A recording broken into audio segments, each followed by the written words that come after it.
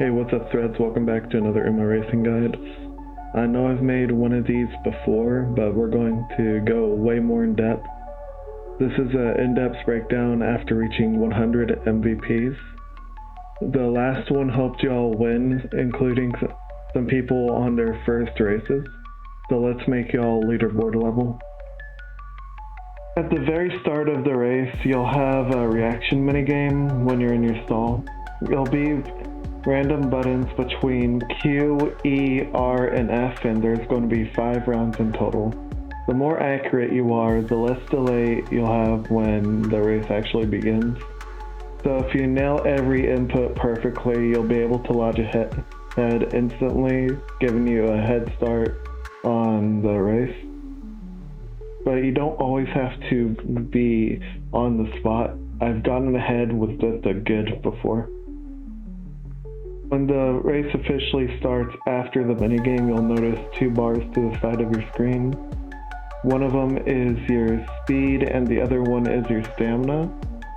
What you want to do is balance your stamina and your speed, but there's certain times where you want to go to a full-out sprint. So let's go ahead and talk about sprinting.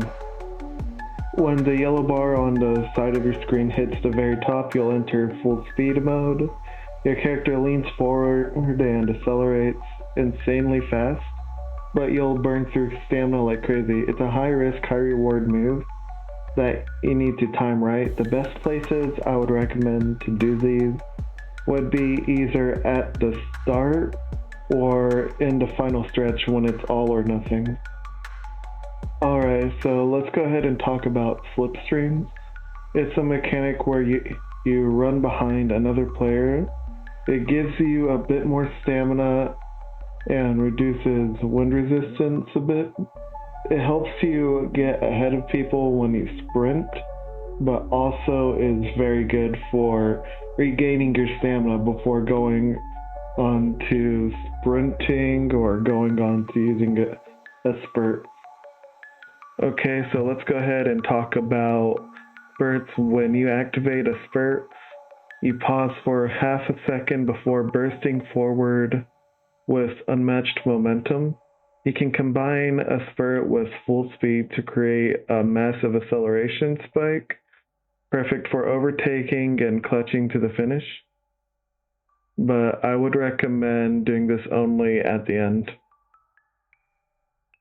Just remember, everyone gets 2 spurts per race, so plan carefully. The best times I would recommend to use these is either when you're braking ahead to get a gap between you and the other players, or fighting for a last second win. And like I mentioned in my last guide, even using one at the start can set the tone early, which can help you stay neck and neck with people that got a head start on you. So I always keep my last spurt on standby in case I need it for later. So for corner recovery, let's go ahead and say around corner of the track, what's going to happen is a minigame will trigger.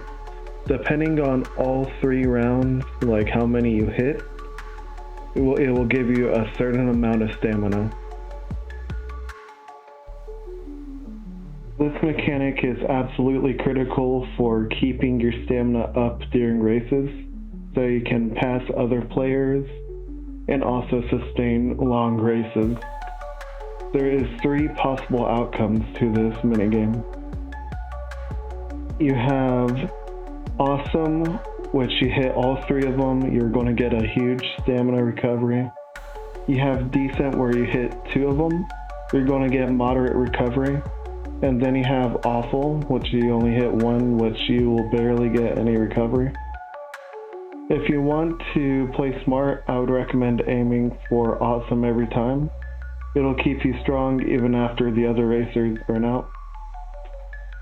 Now let's go ahead and talk about passives and abilities. Every UMA has unique skills that can affect your race, but it's important to know that some of them do have passives as well.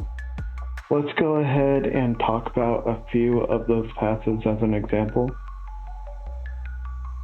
For Daiwa Scarlet, her passive is Overdrive, which grants her 2 uses of her skill when most Umas only can use them once, which gives her basically 4 spurts instead of 2.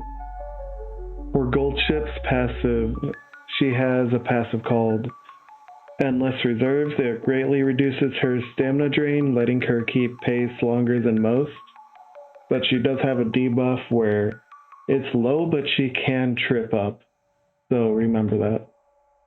For Silence Suzuka, her passive ability is Frontrunner's Instinct, which makes her faster than all the other Umas, but at the cost of her having massive stamina drain. Alright, let's go ahead and talk about Zone. A lot of people ask me, how do you fill your Zone bar? You fill it by overtaking other players or getting like Slipstream and stuff like that. Whenever you activate it, you can activate it by pressing G on your keyboard, which your zone can completely change the outcome of the race depending on where you are. You can even have a comeback if used right. If you want to do the cutscene for your zone, you want to activate your zone during the final stretch of the race. Only one player can do the cinematic, so time it perfectly when you get to that final stretch and you'll be the only one who can do it. When you use a skill or your zone, you'll get one of 2 buffs, which is Acceleration, that stops your stamina drain and boosts your speed, and also Stamina Recovery, which recovers your stamina to a said level. There's a few debuffs, which include Blind, which blurs your vision, making it harder to react.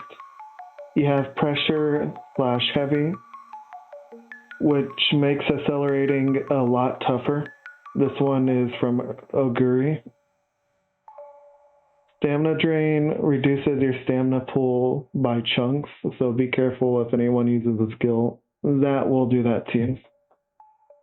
Learning how to recognize these effects mid-race will help you adapt fast, avoiding wasting abilities at the wrong time. Alright, now that we have all that out of the way, let's do one round.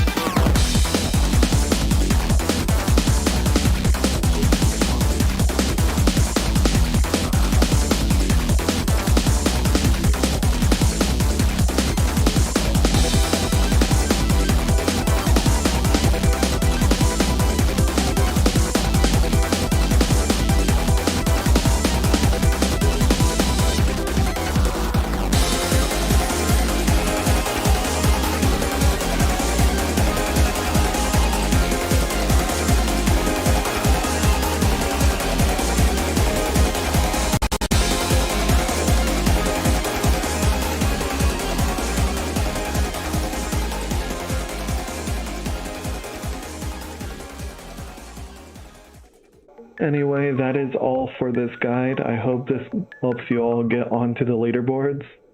If my last video on UMA Racing got you your first win, this one will get you your first win streak. I hope everybody likes the video, and overall, if I missed anything, go ahead and put your own tips into comments. Please go ahead and like, comment, and subscribe, and I'll see you next time. Bye-bye.